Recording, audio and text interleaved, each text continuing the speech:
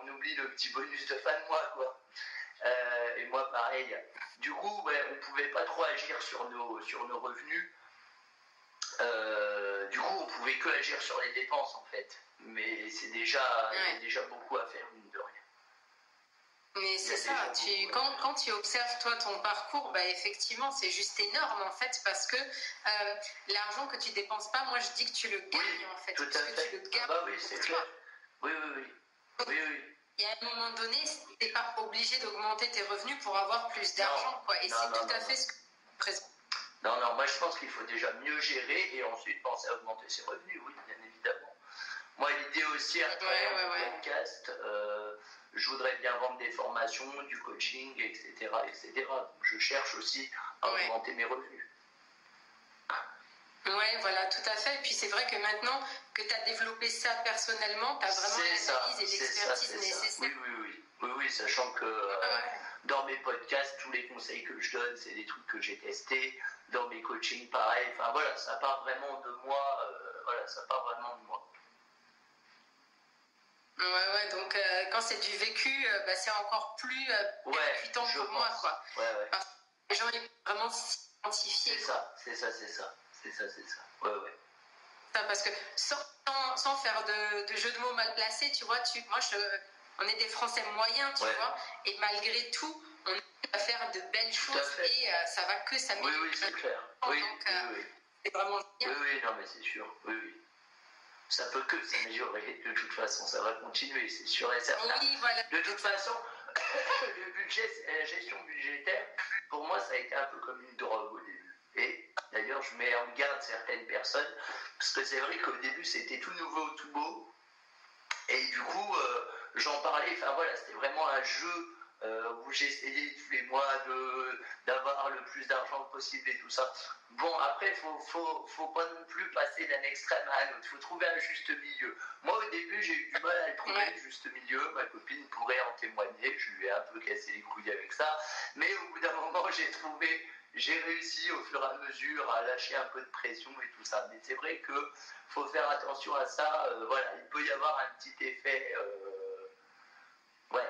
Faut être un peu vigilant à ça. Ouais, mais je suis tout à fait d'accord avec toi. C'est-à-dire qu'à un moment donné, c'est tellement grisant aussi de te dire voilà tout ce que j'arrive à faire. Il ne faut pas tomber dans l'inverse parce que après, ça va prendre sur autre chose et tu vas te restreindre. Oui, tout à fait. La balance, elle va plus du tout être équilibrée. Non, c'est ça. Et donc, faut être vigilant par rapport à ça.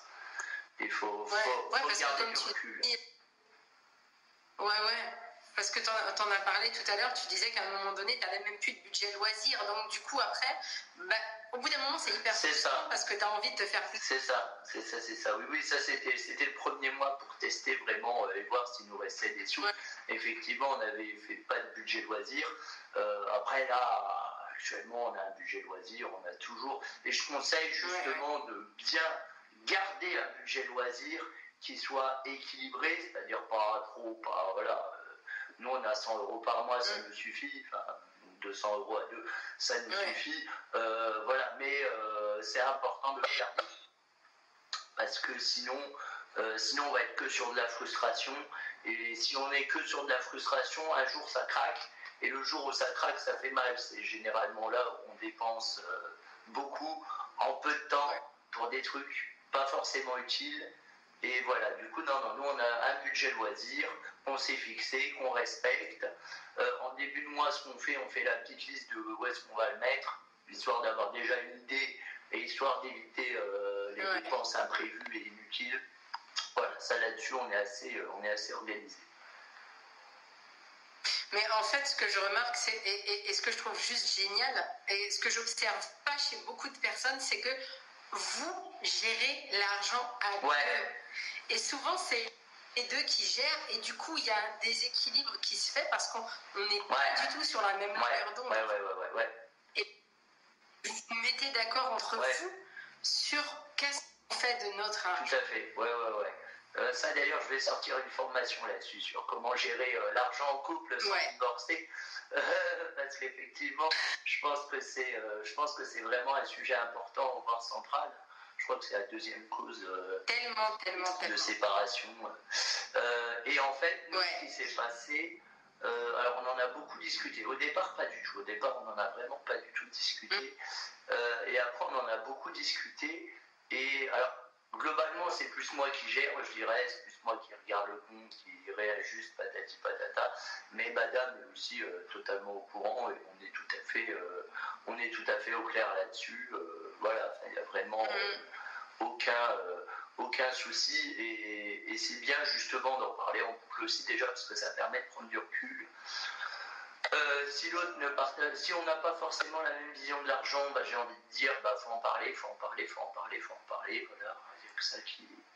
Et de toute façon, dans les couples, il faut parler. Il faut trouver des consensus, des trucs sur lesquels on est d'accord. Voilà. Peut-être pas passer au compte commun tout de suite s'il y en a un qui est plus dépensier que l'autre. Enfin, voilà, c'est plein de petits trucs. Mais il faut en parler de toute façon. Enfin, pour moi, j'ai envie de dire que ça représente un peu, je vais pas dire le saint graal du couple, mais un petit peu, ouais. C'est comme ça que je vois, tout du moins. Je crois dans le sens où c'est vraiment important et c'est vraiment fondamental d'en parler, surtout à l'heure actuelle, avec tout ce qu'on subit comme matraquage publicitaire et autres conneries pour nous faire dépenser notre fric. Si on n'en parle pas et que on a un compte commun et que monsieur il veut acheter ses dernières figurines à je sais pas combien d'euros et que ça fait un trou dans le compte commun, bon, voilà, après... Et mine de rien, ça arrive. Ouais. C'est quelque chose de courant. Oui, voilà, c'est ça. Ouais. Et donc, oui, il faut en parler. C'est ça. Sur l'autre, vraiment comme un partenaire financier, quoi. Ni plus ni moins. Ni plus ni moins. Ouais. Avec les enfants, c'est la principale cause de dispute, c'est l'argent. Donc, comme tu le fais se mettre d'accord et même des fois admettre qu'on n'est pas d'accord, mais conserver les libertés de chacun pour que chacun existe là-dedans. Oui, tout à fait. C'est pour ça que nous, on a un compte argent loisir, il y a 100 € dessus, on ne sait pas ce que l'autre fait avec, on s'en fout totalement, quoi. C'est notre compte à nous, il nous appartient, point très. Et je dirais que être à deux, ça peut gérer son argent en couple, ça peut permettre aussi de calmer un peu les folies dépensières de l'autre. C'est vrai que quand j'ai tendance à vouloir faire un gros achat bien impulsif, j'en parle à Elodie et hop, j'ai plus envie de le faire. Donc c'est vrai que ça aide aussi. Ou pareil, elle aussi, des fois, elle me dit alors là, je vais acheter ça, mais je suis pas sûr. Je dis t'es pas sûr, achète pas. Et des fois, ça rassure un peu d'avoir un autre avis. Ouais. Sur quoi, dans tes économies, sur quoi tu as dû tirer un trait? Donc tu parlais des petites économies que tu as fait, mais est-ce que tu as eu une grosse source de dépenses que tu as vraiment réduite? La bouffe, clairement. Clairement, la bouffe, je crois que c'est là où on a fait le plus gros travail. Clairement la bouffe, sans hésiter. Ouais, la bouffe. Mais c'est parce que après le logement, c'est la plus grosse. La plus grosse. Parce que là, je vois tous les samedis, on fait le marché, et le marché d'à côté de chez nous, il coûte rien. Donc vraiment la bouffe. Mais alors, et pour autant, on se prive pas, mais on mange mieux. Donc c'est pas mal. Voilà. On a réussi à. C'est ça. On gagne au change, c'est ça. Sinon, je réfléchis. Attends, je regarde vite fait mes trucs.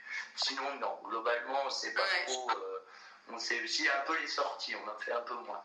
Si, un peu les sorties, on en fait moins. Les restaurants, on en fait moins, notamment. Avant, on en faisait 2 ou 3 par mois. Maintenant, on en fait 1 ou 2 par mois. Voilà. Mais bon. Comme je dis, on n'a rien sans rien. Enfin, et nous, d'autant plus qu'on a. On part le 2 septembre en Asie. Donc, on n'a pas le choix en fait. Si on veut partir, il nous faut des sous. Donc, à partir de ce moment-là, j'ai envie de dire, c'est pas ressenti comme une privation, mais comme, voilà, c'est tout. Tu le fais, t'as pas le choix. Faut que tu aies le budget pour partir. Donc, on se pose même plus trop de questions en fait. On ressent plus trop de frustration parce qu'on sait qu'on va l'investir dans quelque chose qui nous plaît. Ouais, mais je pense que c'est aussi pour ça que ça marche tellement bien, parce que comme je le dis, vous avez donné un sens à votre épargne. Il y a des gens qui ne savent pas pourquoi ils économisent. Du coup, ils n'arrivent pas à économiser. pas d'objectif derrière avec ça. Ouais, tout à fait. Oui, non, mais c'est sûr que effectivement, il faut savoir pourquoi on épargne, il faut se fixer des buts. Alors, ça peut être. C'est ça. Faut pas épargner. Non. Après, ça peut très bien être le but d'ouvrir un PEA. Enfin voilà, c'est pas forcément un but. C'est pas forcément épargner dans le but de. Oui, c'est effectif. Mais tout du moins, effectivement, ou pour l'immobilier et tout ça, mais tout du moins, effectivement, il faut avoir je vais y arriver, c'est le matin. Et il faut avoir un but, oui, pour épargner, ça aide clairement. Ça aide clairement, Ouais, mais complètement. Et puis, ça change, moi j'ai envie de dire, ça change tout. Il ne faut pas se donner le choix, il ne faut pas négocier avec son cerveau, quoi que ce soit. C'est comme ça. C'est comme moi, pour mes podcasts, je fais un podcast par jour. Bon, c'est du taf, mais je négocie pas. Tu vois, la semaine dernière, je vais une voix encore pire que ça, j'ai quand même enregistré mon podcast. Bon, il a dû être dégueulasse, mais c'est pas grave. Je l'ai fait parce que mon objectif, c'est de sortir un podcast par jour, point très quoi. Non négociable. C'est donc ça. Voilà. Fait est mieux que parfait. C'est ça. Alors, dis-moi, Franck, est-ce que aujourd'hui, avec tes 30% d'économie, tu as l'impression de te sacrifier et d'avoir le couteau sur la gorge et de dire... Non, j'ai même l'impression que je vis mieux que quand j'avais pas de budget. Ouais. Non, clairement, non, j'ai pas l'impression de me sacrifier. Après, en toute honnêteté, 30% c'est un peu frustrant. Faut quand même dire les choses. 30% c'est un peu frustrant. Idéalement, j'aurais plus vu 25%. Mais bon, voilà, je chipote. Voilà.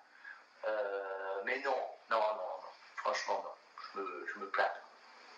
Non, parce qu'en plus de ça, il me reste encore de l'argent pour mes loisirs et tout ça. Donc, c'est impeccable. C'est impeccable. Et après, j'ai envie de te dire, c'est pas parce qu'aujourd'hui vous avez mis 30% que vous allez baisser par la suite, parce que bien, un objectif, ça juste. C'est possible. Oui. Je sais pas, ça dépendra, parce que là, en fait... Ça peut baisser. On verra bien, ça dépendra de où on se retrouve après, parce que du coup, on lâche le logement et tout ça, on va essayer de trouver un peu un logement moins cher. Voilà. Bon, on verra bien. On verra bien comment on fait, mais effectivement, on pourra le baisser. Mais de toute façon, je pense qu'il y aura de questions qu'on baisse en dessous de 20%. Tu vois, maintenant qu'on a pris l'habitude, c'est un minimum. Mais c'est ça. Ça n'aurait pas de sens. Oui, c'est ça. Oui, c'est clair. C'est clair. Et pour votre voyage alors en septembre, vous voulez ça dure combien de temps? Ça dure 11 mois.